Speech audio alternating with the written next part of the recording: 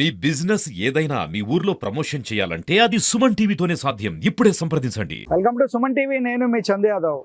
అనకాపల్లి జిల్లా పూడిమడకలో ఒక విషాదకర సంఘటన అయితే చోటు చేసుకుంది. ఈ కొడుకే ఈ కుటుంబంలో 7 సార్లు బాబు, ఆడవాళ్ళు ఉన్నారు బాబు, నాకు పెద్ద కొడుకే పోయాడు బాబు.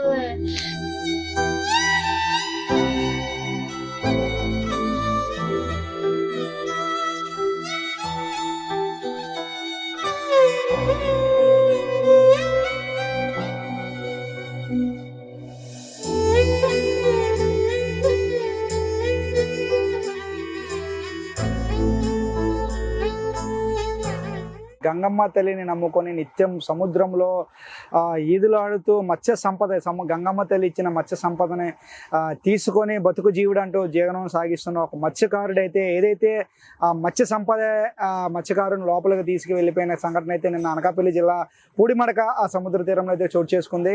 చోడిపల్లి ఎర్రయ్య అనే వ్యక్తి ఇదే ఈ బోటుకి ఇటువంటి బోటులోనే సుమారు పూడిమడక సముద్రం నుంచి చేపల వేటకు లోపలికి వెళ్ళారు. వారి అన్నతో పాటు సుమారు 4 వ్యక్తులు సముద్రంలో ఇదే బోట్ ఏదైతే ఇప్పుడు మనం చూస్తున్నాము, పడవంటారు దీన్ని, ఇందులో నుంచే వారు వేటకు వెళ్ళారు. వేటకు వెళ్ళిన తర్వాత కొద్ది దూరం వెళ్ళిన తర్వాత మత్స్య సంపద కోసం వారు వల వేయటం జరిగింది. దీంతో 100 కేజీలు ఉన్నటువంటి 100 కేజీలు బరువు ఉండే ఒక కొమ్ము కోణం చేప అయితే వారి గేలానికి చిక్కింది.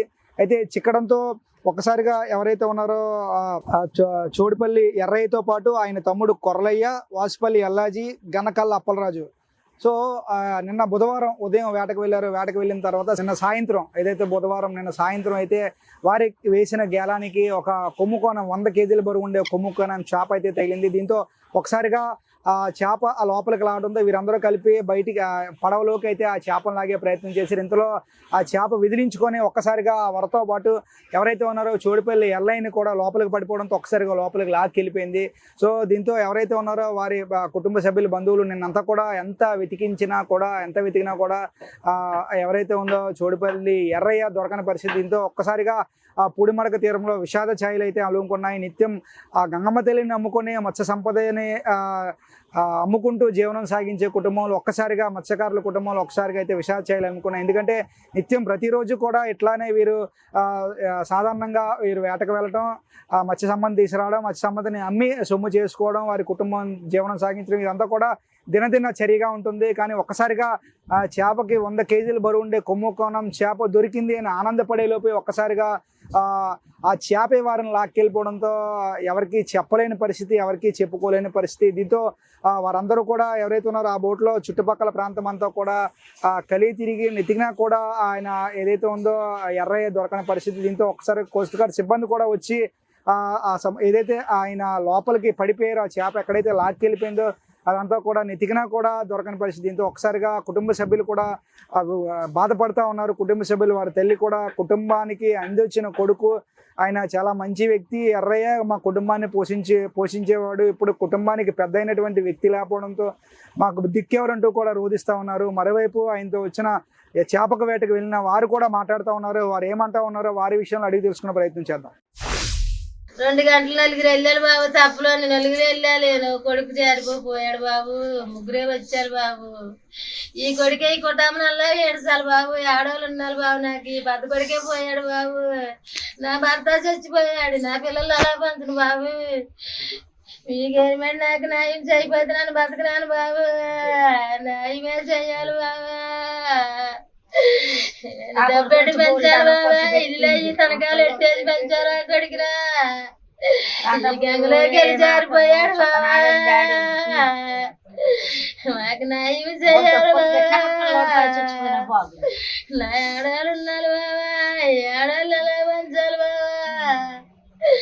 కలుంటాడు ఇల్లు తనకాలు ఎట్టినాను పెంచాను బాబు. ఈ కొడుకురా వీళ్ళు ఏమి చేయబోదు మా బతుకా బాబా. మేము బుధవారం నైట్ 2 గంటలకి 4 వేటకి వెళ్ళాం సార్. నా పేరు వాసుపల్లి ఎల్లాజీ, చోడిపల్లి కొర్రలయ్య, చోడిపల్లి ఎర్రయ్య, గనకల్ల అప్పలరాజు అనే వ్యక్తులు 4 వేటకి వెళ్ళాం సార్. మేము రిటర్న్ వచ్చే సమయానికి 9:30 సమయంలో మాకు కొమ్ముకోణం చేప గేరానికి చిక్కింది సార్. ఆ చేపను తీసుకొచ్చి దానికి ఇంకో స్పేర్ గాలం వేసే సమయంలో తాడు చిక్కింది సార్ మనోడికి. చేప లాక్కుపోవడంతో తాడుతో వెళ్ళిపోయాడు సార్. నెక్స్ట్ మినిట్ వెంటనే స్పేర్ తాడు పట్టుకుని నేను దూకడం జరిగింది సార్. అరగంట సేపు నేను మంచి కోసం వెతికాను సార్, అయినా నా వాళ్ళకి కాలేదు సార్. నేను కూడా లాస్ట్ మినిట్ వచ్చాను సార్. బోట్లో ఉన్న ఇద్దరు కూడా నేను కూడా ఏమైపోతున్నా భయంతో నన్ను లాగేసుకోవడం జరిగింది సార్. దాదాపు నాకు చికెన్ గేలానికి చికెన్ కొమ్ముకునే చేప దాదాపు 200 కేజీలు పైగా ఉంటుంది సార్. దీనివల్ల ప్రభుత్వం సేకరించి ఆ ఫ్యామిలీకి కానీ వాళ్ళందరికీ సహకారం అందించాలని మనస్ఫూర్తిగా కోరుకుంటున్నాను సార్. సో ఇప్పుడు అక్కడ మనం చూడొచ్చు, ఏదైతే పడవ వెళ్తుందో ఆ విధంగానే వీరందరూ కూడా వెళ్ళారు.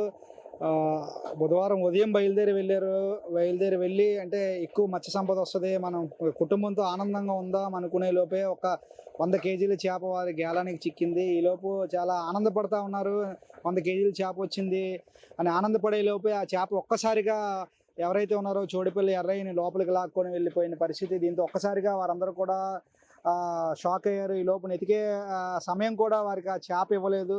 సో ఇప్పుడు సేమ్ వీరు ఎలాగైతే వెళ్ళారో ఆ విధంగానే వారు కూడా సముద్రం లోపలికి వేటకి వెళ్ళటం అయితే జరిగింది.